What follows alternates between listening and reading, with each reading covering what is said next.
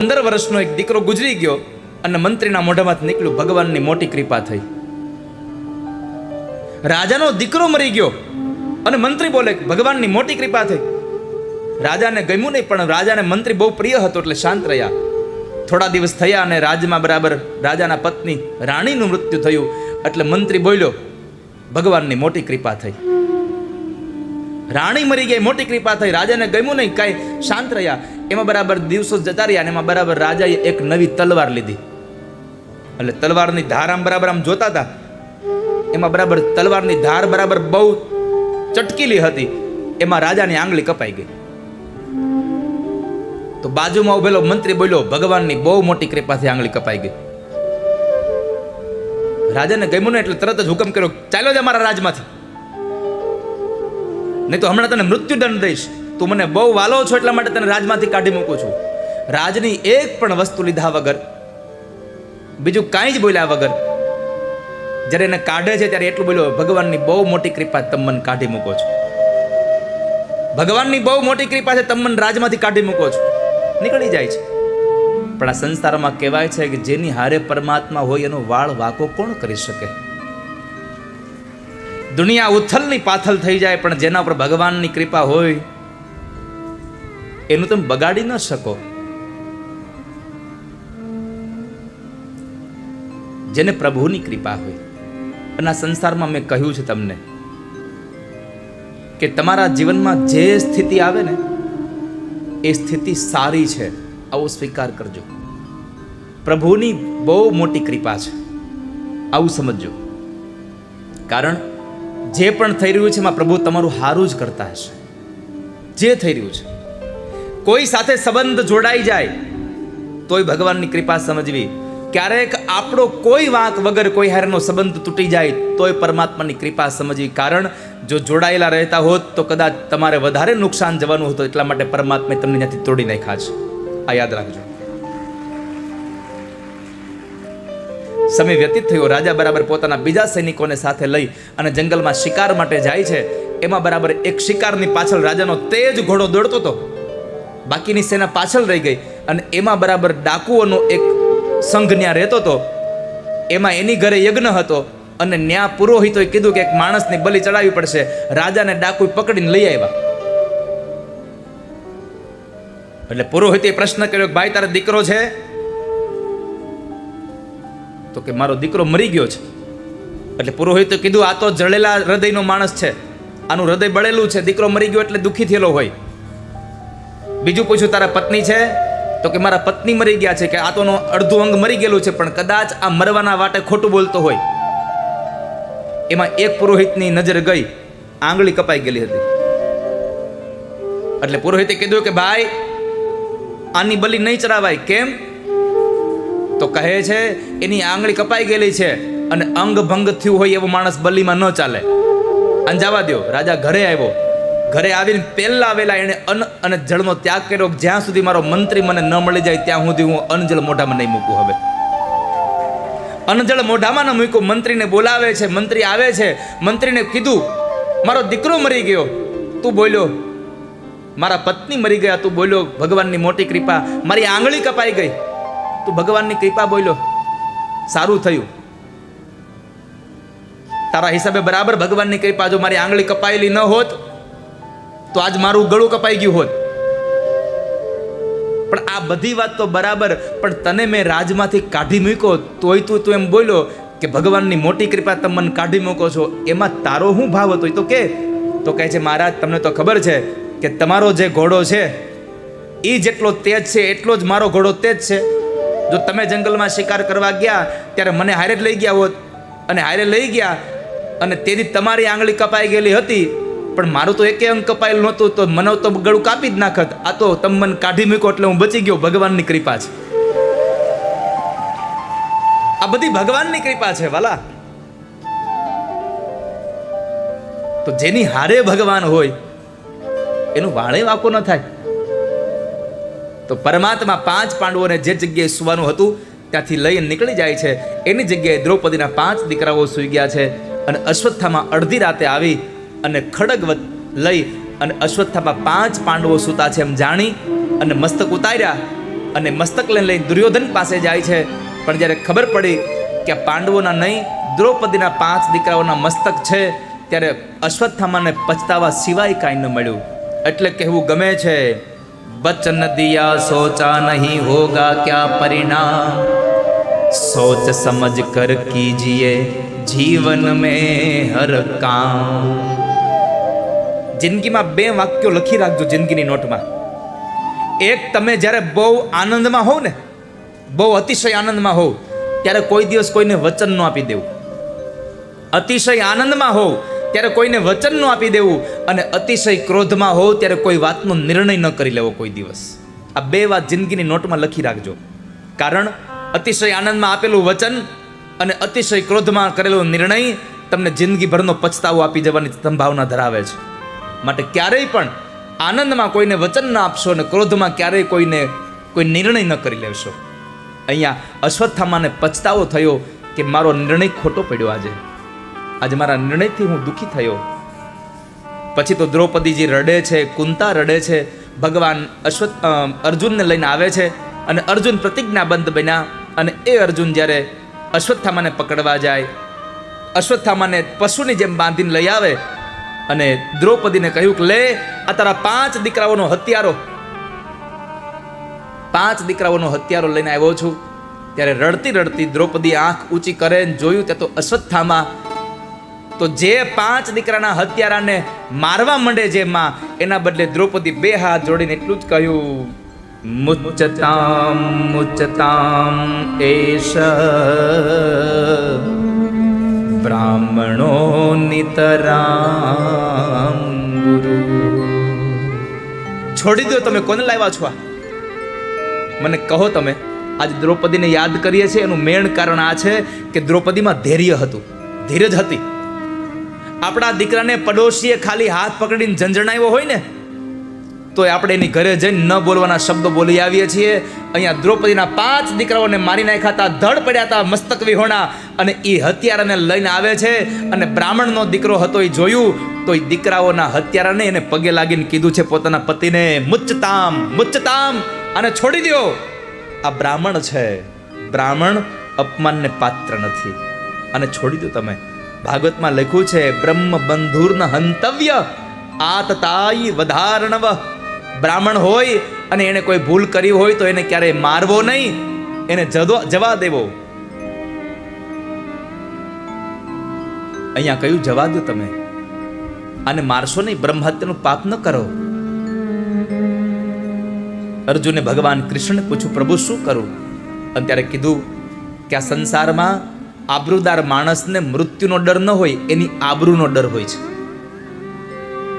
આબરૂ વાળો માણા હોય ને, એનું મરણ આવી જાય એનું દુઃખ ન હોય, પણ આબરૂદાર માણસને એની આબરૂ વહી જાય ને, એનું બહુ ડર હોય ને.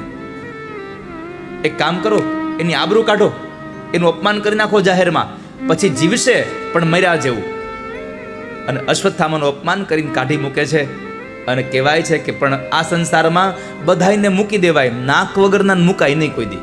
જેને શરમ જેવું કાંઈ હોય નહીં ને, એને છોડાય નહીં. કેમ? એને ટોપરાનો વાટકો ગમે તે કોળાય પાણી વગરનો, ગમે એટલી વખત એનું નાક વાઢો, ગમે એટલી વખત તમે અપમાન કરો, પણ જેને શરમ જેવું કાંઈ હોય ને, એને કાંઈ લાગે વળગે નહીં. અને ભગવાન જ્યારે દ્રૌપદીના 5 દીકરાઓના હત્યારાઓને છોડાવે, મોકલી દે છે, એનું અપમાન કરાવ્યું, કપાળમાંથી મણી ઉતરાવ્યો, માથાના વાળ સાથે ઉતારીને એને કાઢી મૂકે.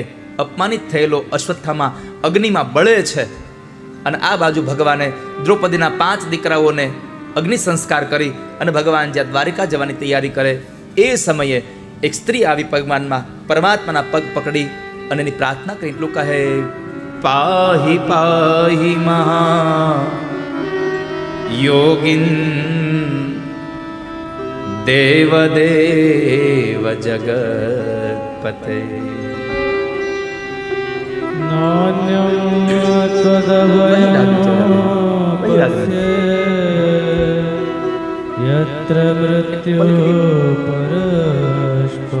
પાહી પાહી મહાયોગીન દેવ દેવ જગતપતે.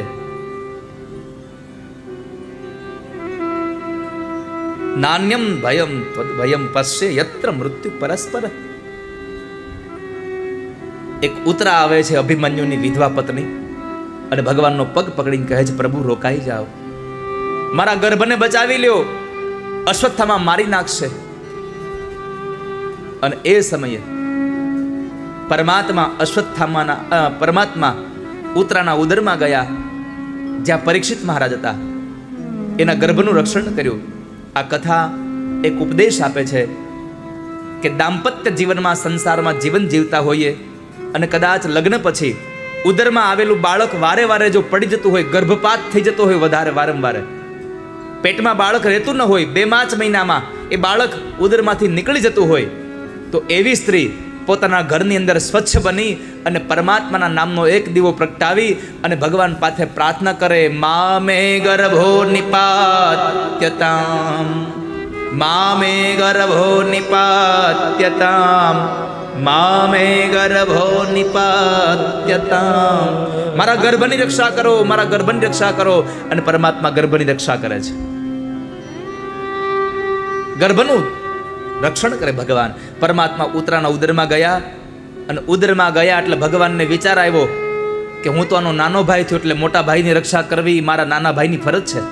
કારણ એક માના ઉદરમાં 2 વ્યક્તિઓ હોય, 2 ભાઈ કહેવાય. તો પરીક્ષિત તો મારી પહેલા આવી ગયા હતા, એટલે હું પછી આવ્યો, એટલે હું એનો નાનો ભાઈ કહેવાઉં. અને નાના ભાઈ તરીકે મારી ફરજ છે મારી રક્ષા કરવી, એનું રક્ષણ કરવું. એટલે ભગવાને બ્રહ્માસ્ત્રથી એનું રક્ષણ કર્યું, અને એનું રક્ષણ કરી પરમાત્મા બહાર આવ્યા. ફરી પાછા જ્યારે ભગવાન જવા માટે નીકળે, માં કુંતા પરમાત્માને પ્રાર્થના કરે, પ્રભુ રોકાઈ જાઓ, પ્રભુ રોકાઈ જાઓ. પરમાત્મા એની પ્રાર્થના પણ ન રોકાયા, પણ એક માણસ માટે રોકાયા, દાદા ભીષ્મ માટે. કારણ કે ભીષ્મને વચન આપ્યું હતું, ભીષ્મએ એટલું જ માંગ્યું હતું, સદેવ દેવો ભગવાન પ્રતિક્ષતામ કલેવરમ યાવદિદં હિનોમ્યહમ. પ્રસન્નઃ સારુણલોચનોલ્લસ મુખામ્બુજોધ્યાનપથશ્ચતુર્ભુજ. ભગવાનને પ્રાર્થના કરી હતી, પ્રભુ મારું મૃત્યુ આવે ત્યારે તમે મારી સામે ઉભા રહેજો. જો ભગવાન પાસે માગો ને તો ભગવાનના દર્શન માગજો. ભગવાન પાસે ધન સંપદા માગતા નહીં હો. પરમાત્મા પાસે ધન ન માગશો, પરમાત્મા પાસે સ્વયં પ્રભુના દર્શન માગજો. કુરુક્ષેત્રના મેદાનમાં યુદ્ધમાં જ્યારે દુર્યોધને મેણું માર્યું, અને એ મેણાના બદલામાં જ્યારે ભગવાન દ્રૌપદીને લઈને ગયા, એવા સમયે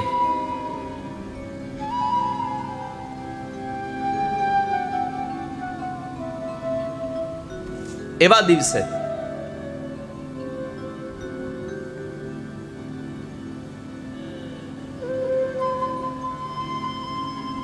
ભગવાન કૃષ્ણને પ્રાર્થના કરીને ભીષ્મ પિતામાં પ્રાર્થના કરે, ત્યારે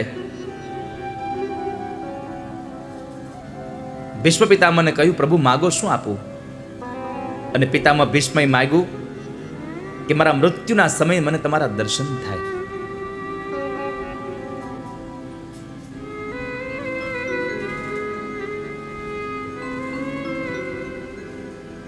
મારા મૃત્યુના સમયે મને તમારા ચતુર્ભુજ દર્શન થાય. એટલે આજ ભગવાન રોકાયા, અને એ પરમાત્મા દાદા ભીષ્મ પાસે કુરુક્ષેત્રના મેદાનમાં આવે છે. ભીષ્મને આવીને કહ્યું, દાદા કાળને કાળનું કામ કરવા દો અને તમે તમારું કામ કરો. આપણું કામ શું?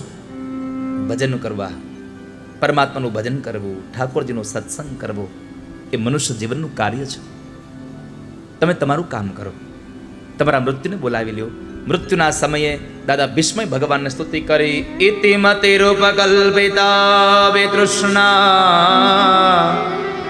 ભગવતે સાત્વત પુંગવે વિભૂમ્નિ સ્વસુખમુપગતે ક્વચિદ વિહર્તો પ્રકૃતિમુપેયુષે યદ્ભવ પ્રવા. પ્રભુ મેં ધર્મ કર્યો, યજ્ઞ કર્યો, દાન કર્યું, બધું જ કર્યું. મારે હવે મારી મતિ રૂપી કન્યાને મેં વિતૃષ્ણા બનાવી છે, મારી બુદ્ધિને. અને મારી વિતૃષ્ણા બનેલી મતીને હવે પરણાવી છે, મારે તમારી હારે પરણાવી છે, તમે એનો હાથ ઝાલો. ભગવાને જરા હસીને કીધું, દાદા તમારી કન્યા માટે હું તમને ગમું છું, પણ તમારી દીકરીને ગમું છું કે નહીં એ તો પૂછો પેલા. મા બાપને મૃત્યુ ગમી જાય, પણ મૃત્યુ દીકરીને તો ગમવો જોઈએ ને. દીકરીને પૂછો આ વરાજામાં તે હું જોયું? દીકરી કન્યા જ્યારે મૃત્યુ નક્કી કરે તો શું જોવે? કન્યા વરયતે રૂપમ. કન્યા રૂપ જોવે કે મારો ઘરવાળો હેન્ડસમ હોવો જોઈએ. કન્યા વરયતે રૂપમ માતા શ્રુતમ માતા વિત્તમ. માં પૈસા જોવે કે છોકરાવાળા પૈસાવાળા છે કે નહીં. મારી દીકરી શાકભાજી લેવા રિક્ષામાં જાહે કે એક્ટિવા લઈને જાહે? પૈસાવાળા છે ને. માતા વિત્તમ પિતા શ્રુતમ. પિતા એમ જોવે કે વરાજામાં કંઈક છે દિવેલ જેવું, હાંજ પડે 100 રૂપિયા લઈ આવે એમ છે કે નહીં. બાંધવા કુલમિચ્છતી. કન્યાના ભાઈ અને બેન હોય એના પરિવારના લોકોને જોતા હોય કુટુંબ કેવું છે. અને આડોશી પાડોશી મિષ્ટાને ઇતરે જના. જમવામાં શું છે ડીશમાં? આપણે લગ્નમાં જઈ, માંડવો ક્યાં છે એ પછી જોઈ, રસોડું કઈ બાજુ છે પેલું ધ્યાન ત્યાં હોય આપણું. મિષ્ટાને ઇતરે જના. ભગવાને પૂછ્યું તમારી મતિરૂપી કન્યા માટે હું તમને ગમું છું, તમારી દીકરીને ગમું છું કે નહીં એ તો પૂછો. અને ત્યારે દાદા ભીષ્મ કહે, તમે કેમ ન ગમો? ત્રિભુવન ગમનમ તમાલ વર્ણમ રવિકર ગૌરવ રામબરમ દધાને વપુરલગ કુલાવૃતાનનાજમ વિજય સખે રતિરસ્તુ મે. પ્રભુ આ ત્રણેય ભુવનમાં તમારા જેવું સુંદર છે કોણ? બીજું તો મને કહો. તમારા જેવું કોણ સુંદર છે આ સંસારમાં? બીજું તમારા જેવા કહ્યાગરો કોણ હોય? અર્જુને તમને કીધું કે બંને સેનાની મધ્યમાં મારો રથ લઈ જાઓ, તમે રથ લઈ ગયા હતા. આના જેવો બીજો કોણ હોય પ્રભુ તમારા જેવું? માટે મારી મતિરૂપી કન્યાનો સ્વીકાર કરો. ભગવાને સ્વીકાર કર્યો અને એ સમય પરમાત્માએ દર્શન આપ્યા અને દાદા ભીષ્મને ભગવાને પોતાનું ધામ આપ્યું. ભીષ્મને ભગવાને મુક્તિ આપી.